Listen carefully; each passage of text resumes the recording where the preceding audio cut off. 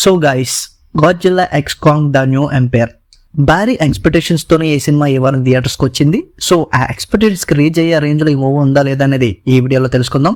యాక్చువల్గా ఈ సినిమాను కొద్దిగా స్లో స్టార్ట్ తోనే స్టార్ట్ చేస్తారు. దాని తర్వాత హెలో ఎర్త్ నుంచి సిగ్నల్స్ రావడం అండ్ ఎందుకు వస్తున్నాయి, ఎవరికి సాయం కావాలని భూమి మీద ఉన్న ఈ పరుసుదిక్కులు ఆ హెలో ఎర్త్ లోకి వెళ్ళడం, దాని తర్వాత ఏం జరిగింది అన్నది ఇంట్రెస్టింగ్ పాయింట్. సినిమాలో సెట్ చేసిన స్టోరీ అయితే మాత్రం చాలా ఇంట్రెస్టింగ్ గా ఉంటది. అండ్ ఒక్కొక్కటి రివీల్ చేస్తున్నప్పుడు ఒక్కొక్క టైటాన్ గురించి ఆ డీటెయిల్స్ అన్ని కూడా చాలా ఇంట్రెస్టింగ్ గా ఉంటాయి. అండ్ మెయిన్లీ మన ఇండియన్ మూవీస్ లో చూసే ఆ ఎలివేషన్స్, స్లోమో షాట్స్ ఈ సినిమాలో కూడా సూపర్ గా ఉంటాయి. అంటే కాంగ్ కి మంచి ఎలివేషన్స్ పడతాయి సినిమాలో. ఆల్మోస్ట్ చాలా పార్ట్ కాంగ్ కే రాసి ఇచ్చేసారు ఈ సినిమా వరకు. అయితే కాంగ్ అయితే మాత్రం టెర్రిఫిక్ గా చూపించారు. అండ్ కాంగ్ ఫ్యాన్స్ కి అయితే మాత్రం పండగ ఈ సినిమా. పోతే గాడ్జిల్లా ఫ్యాన్స్ ఏమైనా డిసప్పాయింట్ అయ్యే అవకాశాలు ఉన్నాయా అంటే పెద్దగా లేవు. కాకపోతే స్క్రీన్ స్పేస్ అనేది గాడ్జిల్లాకి చాలా తక్కువగా ఉంది. పోతే క్లైమాక్స్ లో గాడ్జిల్లాకి ఒక మంచి ఇంపార్టెన్స్ ఇవ్వడం వల్ల గాడ్జిల్లాకి కూడా మంచి న్యాయమే చేశారని చెప్పాలి. ఓవరాల్ గా అయితే మాత్రం కాంగ్ మాస్ అంతే.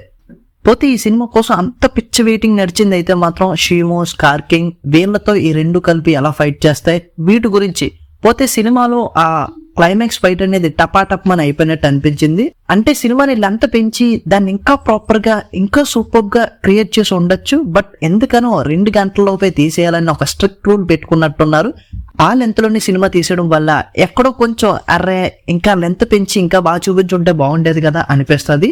బట్ ఎక్కడ కూడా బోర్ కొట్టదు సినిమా. 2 అవర్స్ కూడా ఫుల్ ఎంగేజ్ అయ్యి ఉంటాం. పోతే చెప్తున్నాను కదా, షీమోని అంత పర్ఫెక్ట్ గా యూజ్ చేసుకోలేదు అనిపించింది. ఆ టైటన్ ఇంకా ఈవిల్ గా చూపించుంటే బాగుండేది. అండ్ స్కార్ కింగ్ అయితే మంచి ఎలివేషన్స్ పడ్డాయి. అలాగే దాని ఆరిజిన్ గురించి కొద్దిగా తెలుసుకునే అవకాశం కూడా ఇచ్చారు సినిమాలో. బట్ షీమోని అయితే కంప్లీట్ గా అంత బాగా యూజ్ చేసుకోలేకపోయారు. సో దానివల్ల క్లైమాక్స్ ని వేరే రేంజ్ లో ఎంజాయ్ చేయాల్సింది పోయి పర్లేదు అన్న రేంజ్ లో ఎంజాయ్ చేయాల్సి వచ్చింది. ఇంకపోతే గ్రాఫిక్స్ గురించి చెప్పాలంటే బాగుంది. హాలీవుడ్ వాళ్ళు ఎలాగో బాగానే చేస్తారు కదా, బాగుంది గ్రాఫిక్స్.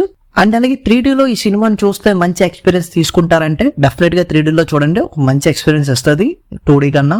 మరీ హై ఎక్స్పెక్టేషన్స్ తో అయితే సినిమాకి వెళ్ళకండి, ఎందుకంటే కొద్దిగా డిసప్పాయింట్ అవుతారు.